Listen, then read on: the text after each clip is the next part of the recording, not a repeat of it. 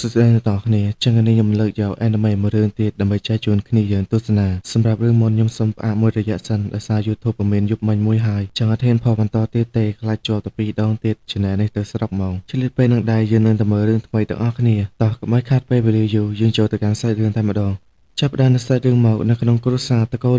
លូឈៀងហ្វឹងកំពុងតែធ្វើម្ហូបយ៉ាងញាប់ដៃញាប់ជើងរីឯនៅម្ខាងទៀតគឺជាប្រពន្ធរបស់គាត់លិនវ៉ាន់ឈីងស្របពេលនោះកូនស្រីរបស់ពួកគេទាំងពីរក៏ចង់លួចនំញ៉ាំតែក៏ត្រូវបានឈីងហ្វឹងចាប់បានថានាងពិតជារពឹសដូចឆ្មាមួយមែនរួចក៏ឲ្យនាងទៅលាងដៃសិនទៅនាងល្អិតម្នាក់នេះពិតជាក្បាលខូចឌឺដងទៅកាន់ឪពុកហើយក៏បានដើរចាកចេញតែគណៈពេលនោះក៏បានឮសំឡេងមួយដូចជាធ្លាប់ស្គាល់បញ្ញាប់រត់ចេញទៅហៅបងប្រុសតែក្រោយពីមកមើលមិនមែនជាបងប្រុសនាងទេកញ្ញាម្នាក់នោះនាងក៏បានសុំតដៃកុហកហើយនាងមកនេះដើម្បីយកកាដូមកជូនថ្ងៃខួបកំណើតរបស់ដុងលីខ្ញុំខំចូលទៅលើភ្នំទៅទិញវាដោយផ្ទាល់អ្នកគេទៅតែផលិតវាប៉ុណ្ណោះឯងចូលចិត្តទេដុងលីក៏បានយកព្រមទាំងអរគុណទៅកាន់បងស្រីលីងអឺស្របពេលនោះវ៉ាន់ឈេងក៏បានហៅលីងអឺចូលមកក៏បានជម្រាបសួរទៅកាន់អ្នកទាំងពីរព្រមទាំងសួរមិនបានឆៅកើមិនទាន់ត្រឡប់មកវិញទៀតឈីងហ្វឹងក៏បានប្រាប់ប្រហែលថ្ងៃមុនខ្ញុំបានសរសេរសម្បត្តិប្រាប់ទៅគេហើយតែគេគឺមានកិច្ចការរវល់ក្នុងការវិតម្លៃមិនអាចមកបានទេតតែថ្ងៃចូលឆ្នាំទៅគេអាចត្រឡប់មកវិញបានអាឡឺតមួយនេះក៏ពិតជាចំមែនខួបកំណើតប្អូនស្រីគេប៉ុណ្ណាណីបែរជាមិនមកទៅវិញតែតុងលីនាងពិតជាឆ្លាតមែននាងក៏បាននិយាយបងប្រុសខ្ញុំគឺជាមនុស្សដែលល្អបំផុតគាត់នឹងត្រឡប់មកវិញនៅពេលដែលគាត់ធ្វើការរួចវ៉ាន់ឈីងក៏បានអស់សំណើចប្រាប់ទៅកាន់នាងល្អិតថាពួកគេប្រកាសជាការពារបងប្រុសនាងបានល្អជាមិនខានរួចក៏ប្រាប់ឲ្យគ្រប់គ្នាញ៉ាំអាហារទាំងអស់នេះតាមសប្បាយទៅតែនាងមិនទាន់និយាយចប់ស្រួលវួរផងសំណាក់ក៏បានប្រេះបែកឈីងហ្វឹងក៏បានស្រែកប្រាប់ប្រពន្ធគាត់ឲ្យប្រុងប្រយ័ត្នរួចក៏បានស្ទុះទៅការពារអ្នកទាំងពីរកាត់មកកាន់ខាងក្រៅវិញយើងក៏បានឃើញនៅពោះកាត់អ្នកក្រៀកមួយក៏បានបង្ហាញខ្លួនអមទៅដោយវត្តមានបរិស2នាក់ហើយគេគឺជាស្ដេចបិសាចជីយ៉ាវនិយាយចេញមកថាសម្រាប់គំទុកម្នាក់អសោះ80ម៉ោងក្រោយមកយើងក៏បានឃើញនៅសំណាក់គ្រូសាលូត្រូវបានខ្ទេចខ្ទីលីងអឺក៏ត្រូវបានជីយ៉ាវចាប់កវួចកឡើងទៅខាងលើបើទោះបីជានាងខំប្រឹងរើយ៉ាងណាក៏នៅតែមិនអាចឈ្នះគេបានចុងក្រោយក៏ត្រូវបានគេកាច់បំបាក់កទម្លាក់ទៅខាងក្រោមវិញតែឡែកតុងលីវិញក៏កំពុងតែយំស្រែកហៅឪពុករីឯវ៉ាន់ឈីងក៏បានងើបមកទាំងវេទនាស្រែកប្រាប់កូនស្រីឲ្យបញ្ញាប់រត់ទៅនិយាយចប់ក៏ស្ដាប់តែនារីម្នាក់បានយកជើងនាងចាក់ទម្លុះខ្លួនស្លាប់ភ្លាមឃើញចឹងតុងលីក៏មានអាការផិតភ័យយ៉ាងខ្លាំងតែពេលនោះក៏ស្ដាប់តែជីយ៉ាវក៏បានមកចាប់នាងជាប់ស្របពេលនឹងដែរតួឯប្រុសរបស់យើងលូឆៅកើគឺជាកូនប្រុសច្បងនៅក្នុងគ្រួសារលូក៏បានបង្ហាញខ្លួនជួយសង្គ្រោះប្អូនស្រីរបស់គេបានសម្រេចខណៈពេលនោះអាចារ្យវិសាយម្នាក់នេះក៏ស្ទុះមកវិបហាតែឆៅកើក៏អាចទប់ទល់បានជីយ៉ាវក៏បានវិបហាពីក្រោយឆៅកើក៏បានដាក់គេមិនដៅឲ្យខ្ទៀតឆោមិនទាន់នឹងជើងផងអាចារ្យវិសាយក៏បានស្ទុះមកម្ដងអ្នកទាំងពីរពិតជាសហការគ្នាបានល្អចូលវាយឆៅកើម្ដងម្នាក់ចុងក្រោយឆៅកើក៏ត្រូវបានគេវាយឲ្យរវល់ដើរចេញពីដៃព្រមទាំងបានប៉ើងទៅយ៉ាងឆ្ងាយបុកទៅនឹងជញ្ជាំងយ៉ាងខ្លាំងស្របពេលនោះអ្នកក្រីកាត់ពុះក៏ចង់វិបហាសម្រាប់ឆៅកើតែម្ដងឆៅកើក៏បាននឹកទៅដល់អនុស្សាវរីយ៍កន្លងមកហេតុអ្វីទៅជាក់ស្ដែងទីបំផុតខ្ញុំមានគ្រួសារដែលខ្ញុំសម័យចង់បានហើយតែឥឡូវនេះរឿងអកុសលក៏នៅតែកើតឡើងទាំងអស់នេះគឺមកពីខ្ញុំទាំងអស់ហេតុអ្វីបានជាខ្ញុំខ្សោយខ្លាំងម្ល៉េះនៅពេលនេះក្នុងខួរក្បាលរបស់ឆៅកើពុបពេញទៅដោយពាក្យស្ដីបន្ទោសទៅលើខ្លួនឯងតែគណៈពេលនោះសម្លេងប្រព័ន្ធមួយក៏បាននិយាយឡើងដោយសារតែលោកម្ចាស់បានព្យាយាមការពារគ្រួសារទៅធ្វើអារម្មណ៍ប្រែប្រួលយ៉ាងខ្លាំងធ្វើឲ្យប្រព័ន្ធមាននៅការរំជើបរំជួលនៅពេលនេះការបាត់ពិសោធន៍បានផ្ដល់ឲ្យនៅវិញ្ញាណពិសេសមួយទៅកាន់លោកម្ចាស់ការមួយនេះនឹងចាប់ផ្ដើមបើកដោយស្វ័យប្រវត្តិគណៈពេលនេះធម្មពលឆៅកើក៏ពិតជាខ្លាំង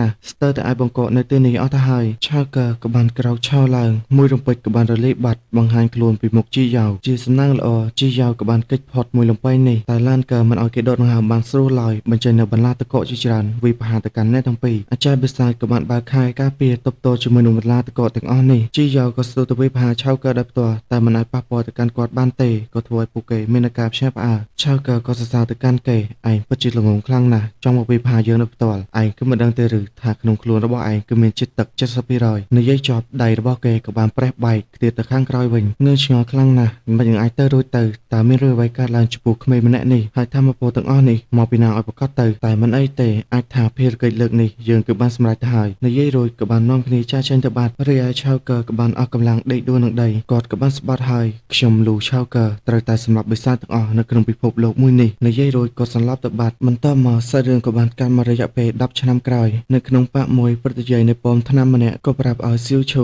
ត្រូវទៅហៅនាងថាចវាយទោះបីជានិកាយមកបានជាប់ពាក់ព័ន្ធជាមួយនឹងនិកាយដាវក៏ដោយតែវាក៏មានបញ្ហាមួយចំនួនតែកុំបារម្ភអីមេបករួមទាំងព្រឹទ្ធាចារ្យជាន់ខ្ពស់មួយចំនួនបានរៀបចំរឿងនេះអស់ទៅហើយតែភ្លាមក៏ចាប់អារម្មណ៍ថាសៀវឈូបានបាត់ពីដៃរបស់គាត់ក៏លេចទៅសួរនាងតើចង់ទៅណាសៀវឈូក៏ប្រាប់អ្នកគ្រូថានាងដូចជាភ្លេចកៅអៅខ្លះនៅផ្ទះគាត់ក៏បានប្រាប់នាងឲ្យទុកចិត្តទៅលើនិកាយចុះហើយក៏ឲ្យនាងយកតម្រាប់តាមបរិមម្នាក់នោះទោះបីជាគាត់ត្រូវជាប់គាំងនៅដំណាក់កាលដំបូងអស់រយៈពេល10ឆ្នាំក៏ដោយក៏គាត់នៅតែបន្តវឹកហាត់មិនឈប់ឈរដោយមិនសម្រាកនោះឡើយនាងល្អិតដរាបណានាងសន្យាជាមួយនឹងខ្ញុំថាខិតខំប្រឹងប្រែងវឹកហាត់នោះសៀវឈូក៏បានកាត់សុំអ្នកគ្រូជូននាងហោះហើរជុំវិញទីនេះខ្ញុំសៀវឈូនឹងខិតខំប្រឹងប្រែងវឹកហាត់មិនឲ្យអ្នកគ្រូខកបំណងនោះឡើយលើបែបនេះគាត់ក៏សប្បាយចិត្តចាប់អោបសៀវឈូឡើងហក់ចូលទៅខាងក្រោមរួចក៏បានបញ្ចេញនូវឆាតរបស់នាងមកធ្វើឲ្យពួកគេអណ្ដែតឡើងទៅខាងលើវិញឃើញបែបនេះសៀវឈូនាងក៏បានសប្បាយចិត្តយ៉ាងខ្លាំងព្រមទាំងសួរទៅកាន់អ្នកគ្រូតើលោកគ្រូពូគាត់គឺជាមនុស្សប្រភេទណាទៅនាងក៏បានប្រាប់គាត់គឺជាមនុស្សដែលតែងតែនិយាយមិនសមហេតុផលប៉ុន្តែគាត់គឺជាមនុស្សដែលត្រូវបានទុកចិត្តទៅដោយលោកគ្រូរបស់គាត់យ៉ាងខ្លាំងបន្ទាប់ពីបានជួបគាត់អ្នកប្រកាសជាដឹងហើយប៉ុន្តែយ៉ាងណាគាត់គឺមាននូវចរិតចម្លែកបន្តិចមិនគួរធ្វើតាមគាត់ទេមួយសន្ទុះក្រោយអ្នកទាំងពីរក៏បានធ្វើដំណើរមកដល់សំណាក់មួយសៀវឈូចុះមកក៏បានចាប់អារម្មណ៍ទៅកាន់បរិមម្នាក់ដែលកំពុងតែឈរនៅលើដំបូលហើយម្នាក់នេះគ្មាននរណាឆ្ងាយទេគឺជាឆៅកាគាត់ក៏បានឆោសុតកំណាប់តែម្នាក់ឯងគ្រាន់តែបានលើកំណាប់របស់គាត់ពិតជាយាយក៏បានងឹតមកតែសៀវឈូក៏សរសើរពិតជាអស្ចារ្យណាស់រួចក៏សួរអ្នកគ្រូគាត់គឺជាលោកគ្រូពូមែនទេតង់លីក៏បញ្ញាមកបិទតិចនាងកុំឲ្យស្ដាប់ប្រយ័ត្នឆ្លងពីគាត់រួចក៏ស្រែកប្រាប់បងប្រុសថានេះគឺជាសិស្សថ្មីរបស់នាងសៀវឈូឆើក៏បានកលែកមើលតែភ្លាមប្រព័ន្ធក៏បានបន្លឺឡើងទេពកោសល្យថ្មីត្រូវបានរកឃើញប្រព័ន្ធចាប់ផ្ដើមដំណើរការហើយភារកិច្ចដែលគេត្រូវធ្វើឥឡូវនេះគឺត្រូវតែលើកសរសើរអំពីនិកាយរបស់គេឃើញចឹងឆៅក៏បានសប្បាយចិត្តយ៉ាងខ្លាំង10ឆ្នាំហើយទីបំផុតឯងក្រោកឡើងហើយឯងគឺមិនដឹងទេថា10ឆ្នាំមកនេះខ្ញុំជួបនៅរឿងអ្វីខ្លះស្របពេលដែលយើងមិនទាន់ដឹងថានឹងមានអ្វីកើតឡើងបន្តផងនោះស្ទើររឿងក៏បានមកដល់ទីបញ្ចប់ចឹងវីដេអូនេះគឺមានតែប៉ុណ្្នឹងទេល្ងាចជួបគ្នាទៀតបាយបាយ